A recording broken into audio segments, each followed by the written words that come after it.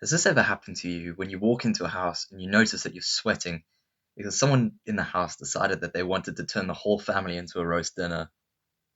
Or when you switch on the shower without looking and your nipples are harder than trying to beat William Lane Craig in a debate? Or you go into the kitchen and you notice a mug with a tea bag and milk whilst the kettle is boiling? Then you know a psychopath is in your home. People adjust their environments to suit their specific needs. And as an outside observer, you can notice how a fine-tuned environment can indicate specific life or people are present in the household. Likewise, does our fine-tuned universe indicate the presence of a higher being? So today we'll be discussing the fine-tuning argument in this week's edition of my Reasons for God series. I'm Cameron, and this is the Layman Cam.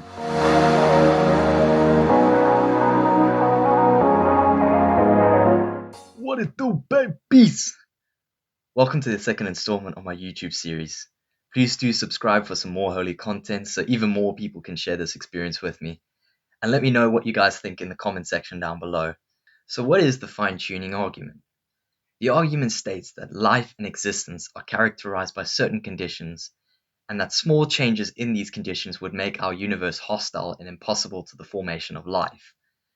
Major Christian figures such as Thomas Aquinas and William Paley both argue that the universe's order and complexity is proof of a design purpose and a designer.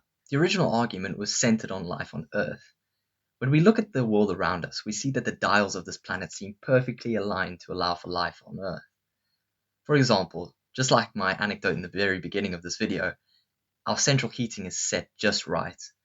We are within a habitable zone within our solar system. We also have the right stuff to make organic life possible. Just like in the house, we had the right components to make a good cup of tea, although the person failed very miserably by putting the milk in first. And there are other examples that demonstrate that Earth is perfectly set for not just rudimental life, like bacteria and archaea, but for intelligent life. The scores of conditions to make a perfectly designed world mean there is a low probability of them just arising naturally. This must be a sign of a designer, right? Well, science does make a few good points on this. Charles Darwin's principle of evolution via natural selection, if accepted, says that maybe the world isn't fine-tuned to us, but maybe we are fine-tuned to it. Additionally, whilst the probability of such conditions arising on their own is low, in such a large universe such as ours, given enough time, the perfect storm of conditions is likely to arise without the need for a higher intelligence, surely. To use a Richard Dawkins example, let's just say you want to type, "Me thinks it's like a weasel," a Shakespeare quote from Hamlet, but all you had was a monkey randomly typing letters on a typewriter. It's unlikely that that monkey will type that in such a small time frame. However, if you increase the time frame, and let's just say the monkey doesn't die and it just continues to type, it can produce that sentence at some point, surely. Likewise, whilst the probability of certain conditions arising on their own on Earth is unlikely, the sheer size and long existence of the universe make it probable that those conditions must arise somewhere, and it must have just so happened to be Earth. But this isn't a watertight argument when it comes to the finer points of natural selection and chance. One of the factors that determines life is the ability to reproduce.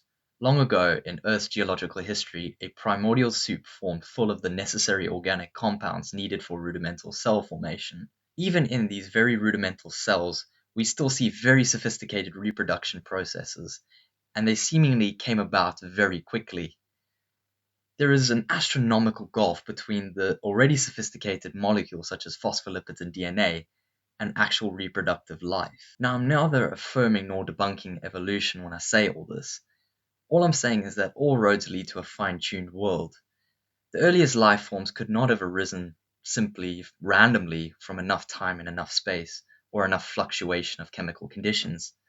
I do a biological sciences degree, and in these sorts of examples of early life, it doesn't make me question my Christian beliefs, but only affirms it. Not only is biological life explained by the fine-tuning argument, but so is existence as a concept itself. Again, we see multiple parameters that require fine-tuning, but this time the stakes are a little bit higher. If we look at these factors that I've listed in the top right-hand corner, if they're out by one part in these gargantuan figures, a universe cannot form any of its features or even form altogether. Most notably, if you change the calculation of the entropy constant, or as I'll refer to it as the Big Daddy number, by a factor of 1 in a whopping 10 to the power of 10, that you put that to the power of 123, the universe would not exist as we know it. To put these numbers in perspective, if you were to take all the stars in the universe, which amounts to about 10 to the power of 23, and if you were to create that many stars every second that the universe has existed, so 10 to the power of 18 seconds, you would have 10 to the power of 41 stars altogether.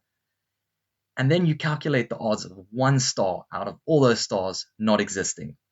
This is roughly par with some of those fine-tuning odds, and this doesn't even touch the Big Daddy number.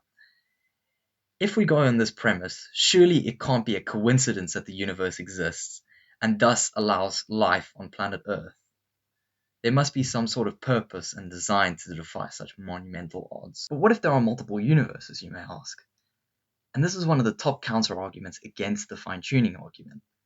Just as there are billions of planets with the potential for life on them, there could be an infinite number of universes in which these cosmological conditions can be possible and explored. The multiverse then is simply playing the odds, just like buying thousands of lottery tickets gives you a better chance of winning the lottery. However, there is no experimental proof for the existence of the multiverse as yet, and even if it does exist, this isn't necessarily a good model for describing the multiverse. Scientists haven't yet agreed on a proper good model for the multiverse yet, and most of these don't actually include universes in which they can explore these kinds of odds and explore these different cosmological conditions.